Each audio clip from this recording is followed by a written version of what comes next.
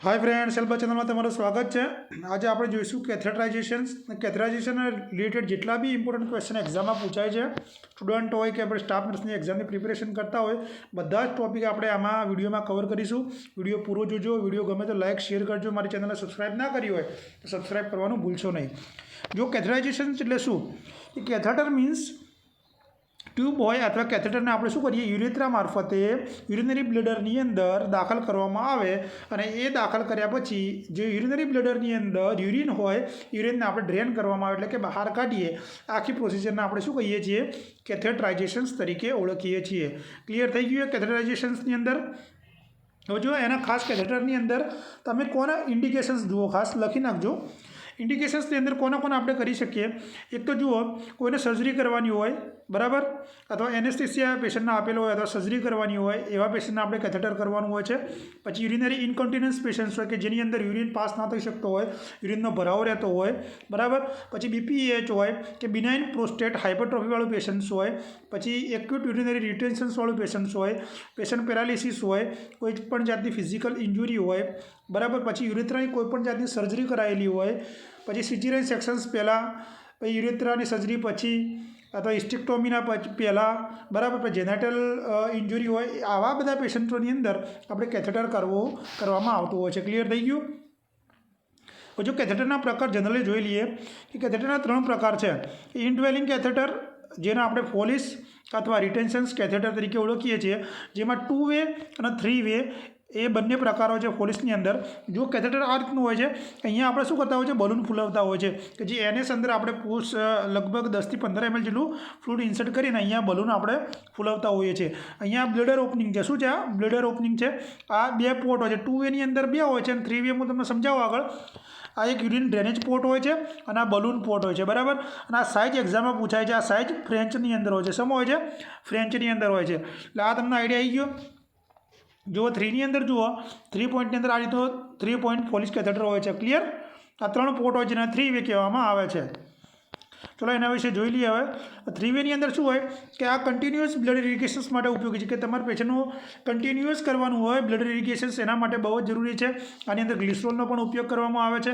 TURP પછી આ continue blood ઇરિગેશન્સ કરવામાં આવે છે કે ટ્રાન્સ યુરેથ્રલ TURP આપણે કરીએ ને એની અંદર આ કન્ટિન્યુ બ્લડ ઇરિગેશન્સ કરવામાં આવતું હોય છે અને 24 થી 48 કલાક બાદ આ કેથેટરને રિમૂવ કરવામાં આવે છે। યાદ રાખજો, મોસ્ટ આઈએમપી છે, બરાબર। સેકન્ડ નંબર છે કોન્ડમ કેથેટર। આ કેથેટરને પ્લાસ્ટિક અથવા રબરનું હોય છે, બરાબર। અને આ કેથેટરને એપ્લાય કર્યા પછી 30 મિનિટ પછી બ્લડ સર્ક્યુલેશન્સ માટે ખાસ ચેક કરવાનો છે। શેના માટે? બ્લડ સર્ક્યુલેશન્સ માટે આપણે ખાસ ચેક કરીશું, બરાબર। આ કેથેટરને 24 કલાકે આપણે ચેન્જ કરતા રહીશું। કેવા પેશન્ટોમાં કોન્ડમ કેથેટર નાખીશું? કે ઓલ્ડ એજ હોય, પેરાલિસિસ હોય, યુરિન ઇન્કન્ટિનન્સ હોય, એની અંદર આ કોન્ડમ કેથેટર યુઝ કરવામાં આવે છે। આ ઉપરાંત થર્ડ છે રબર કેથેટરનો યુઝ પણ આપણે કરતા હોઈએ છીએ।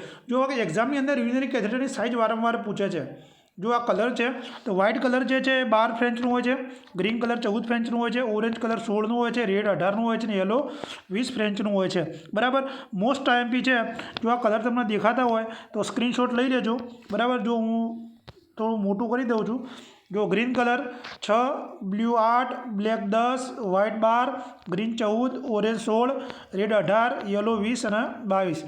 એની સાઇઝ અને મિલીમીટરની અંદર બી પૂછે છે। પછી એજ પ્રમાણે ધારો કે તમને પૂછે તો 0 થી 6 મહિનાનું બાળક હોય તો કેટલા ફ્રેન્ચ જોઈએ? તો 6 ફ્રેન્ચનું જોઈએ, બરાબર। 1 વર્ષનું હોય તો 6 થી 8 ફ્રેન્ચ લખી નાખજો। 2 વર્ષનું હોય તો 8 ફ્રેન્ચ, એની સાઇઝ કહું છું। 3 વર્ષ હોય તો 8 થી 10, 5 વર્ષનું હોય તો 10 ફ્રેન્ચ જોશે, 6 વર્ષનું હોય તો 12 ફ્રેન્ચ જોશે, 8 વર્ષનું હોય તો પણ 12 ફ્રેન્ચ જોશે, 12 વર્ષનું હોય તો 12 થી 14 અને ફિમેલની અંદર 14 થી 16, બરાબર। એક્ઝામમાં પૂછાય છે। અને મેલની અંદર 16 થી 18 યાદ રાખજો। કેથેટરની સાઇઝ મેલની અંદર પૂછે તો 16 થી 18 ફ્રેન્ચ, જ્યારે ફિમેલની અંદર પૂછે તો 14 થી 16 ફ્રેન્ચ આપણે રાખીએ છીએ। ક્લિયર? આટલી વસ્તુ ક્લિયર થઈ જવી જોઈએ બધાને। ચલો આગળ જોઈએ આપણે। તો કેથેટરમાં ફિમેલમાં જો ખાસ કઈ પોઝિશન આપવામાં આવે છે, વારંવાર એક્ઝામમાં પૂછાય છે, ડોર્સલ રિકમ્બન્ટ પોઝિશન આપણે ફિમેલની અંદર આપીએ છીએ, જ્યારે મેલની અંદર સુપાઇન પોઝિશન્સ આપવામાં આવે છે। મોસ્ટ આઈએમપી ક્વેશ્ચન છે, દરેક એક્ઝામ માટે બહુ જ ઉપયોગી છે। ક્લિયર? ફિમેલ ક્લાયન્ટમાં યુરેથ્રલ ઓરિફિસ થી એનાલ સુધી ક્લીન કરવામાં આવે. જો ક્લીનનું પૂછે તો યુરિથ્રલ ઓરિફિસથી એનાલ સુધી આપણે ક્લીન કરીશું. ક્લિયર. જ્યારે મેલમાં યુરિથ્રલ ઓરિફિસને ક્લીન સેન્ટર ટુ પેરિફરી કરવામાં આવે છે, કે સેન્ટરથી આજુબાજુનો એરિયા ક્લીન કરીએ છીએ. જ્યારે ફિમેલ પેશન્ટની અંદર કેર કરવામાં આવે છે આગળથી પાછળ. આ એક્ઝામમાં પૂછાયેલો છે. ફિમેલમાં ફ્રન્ટ ટુ બેક પણ કરીએ છીએ આપણે, આગળથી પાછળની તરફ ક્લીન કરવામાં આવે છે. આ બધા પોઈન્ટ મોસ્ટ આઈએમપી છે, નોટ ડાઉન કરી દેજો. કેથેટરને મેલની અંદર 7 થી 9 ઇંચ દાખલ કરવામાં આવે છે, જ્યારે ફિમેલમાં 3 ઇંચ જેટલું દાખલ કરવામાં આવે છે. ક્લિયર. યુરિનરી ડ્રેનેજ બેગને યુરિનરી બ્લેડરથી નીચે રાખવી. મોસ્ટ આઈએમપી કે યુરિનરી જે ડ્રેનેજ બેગ હોય આપણે યુરિનરી બ્લેડરથી ક્યાં રાખીશું? નીચે રાખીશું. દર 8 કલાકે ડ્રેનેજ બેગ ખાલી કરવી જોઈએ અને રેકોર્ડ કરવું જોઈએ. જ્યારે કેથેટર રિમૂવ કરતા હોઈએ ત્યારે ડિફ્લેટેડ એટલે કે પહેલાં જો એને આપણે અંદર એને પુશ કર્યું જે ફૂલેલો ભાગ હતો ડિફ્લેટેડ, એને આપણે રિમૂવ કરવાનું. પહેલાં એ બહાર કાઢવાનું, પછી બીજો ભાગ કરવાનો છે. યુરિન પાસ ના થતો હોય તો કેથેટરને રોટેટ કરવું જોઈએ. કેથેટરને 2% ગ્લુટાલ્ડિહાઇડમાં ડિસઇન્ફેક્ટ કરવું જોઈએ. સુપ્રાપુબિક એસ્પિરેશન્સનું ઘણીવાર એક્ઝામમાં પૂછાય છે. જુઓ, સુપ્રાપુબિક એસ્પિરેશન કોના માટે કરીએ છીએ? કે 2 વર્ષથી નાના બાળકોમાં યુરિન કલ્ચર લેવાનું હોય ત્યારે સુપ્રાપ્યુબિક એસ્પિરેશન્સ બેસ્ટ મેથડ છે, મોસ્ટ આઈએમપી છે. 2 વર્ષથી નાના બાળકમાં જ્યારે આપણે યુરિન કલ્ચર લઈએ ત્યારે સુપ્રાપ્યુબિક એસ્પિરેશન્સ મોસ્ટ આઈએમપી મેથડ છે. આમાં નીડલને શું કરવામાં આવે છે? પ્યુબિક બોનના ઉપરમાં ભાગે તે બ્લેડરની અંદર દાખલ કરવામાં આવે છે. બરાબર, નોટ ડાઉન કરી દેજો. વિડીયો ખરેખર ગમતો હોય તો લાઇક શેર જરૂર કરજો. બરાબર. આ ઉપરાંત આપણે જોઈ લઈએ કે બીજા કયા પોઈન્ટ્સ આની અંદર કવર થાય એવા છે. જુઓ, બીજા એક્ઝામની અંદર પૂછે છે એવા હું તમને ચર્ચા કરી લઉં કે એક્ઝામની અંદર બીજું શું પૂછે છે કે કેટલું બલૂન ફૂલાડવા માટે આપણે કેટલું ml ફ્લુઇડ દાખલ કરીએ છીએ? 10 થી 15 ml ફ્લુઇડ અંદર દાખલ કરીએ છીએ. ક્લિયર. પછી મેલ યુરેથ્રાની લંબાઈ પૂછે છે તો 19 થી 20 સેન્ટીમીટર. કેટલી મેલ યુરેથ્રાની લંબાઈ કેટલી હોય છે? 19 થી 20 સેન્ટીમીટર. જ્યારે ફિમેલ યુરેથ્રાની લંબાઈ કેટલી હોય છે? 4 સેન્ટીમીટર. આ બંને એક્ઝામની અંદર પૂછાયેલા ક્વેશ્ચન છે. પછી જુઓ, એક પૂછાય છે CISC. બરાબર, આ પૂછે છે ખાસ. તો આની અંદર શું થાય? CISCનું ક્લીન ઇન્ટરમિટન્ટ સેલ્ફ કેથેટરાઇઝેશન્સ. આ યાદ રાખજો, CISCનું એક્ઝામમાં પૂછાય છે. હવે જ્યારે પેશન્ટ્સને તમે કેથેટર કરતા હોય, બરાબર, તો બ્લેડરની અંદર સ્પાઝમ અથવા દુખાવો થાય, પેન અથવા સ્પાઝમ જોવા મળે તો આપણે શું કરવાનું છે કે જેન્ટલી જે કેથેટરને મેનિપ્યુલેટ કરી દેવાનું છે અને પેશન્ટની પોઝિશન્સ ચેન્જ કરાવવાની છે. બરાબર, એક આ વસ્તુ ખાસ. અને જો યુરિન પાસ ના થતું હોય તો બીજું ખાસ યાદ રાખવાનું કે જે કેથેટરને આપણે શું કરીશું? રોટેટ કરીશું. શું કરીશું? રોટેટ કરવાનું. આ એક મોસ્ટ આઈએમપી ક્વેશ્ચન છે.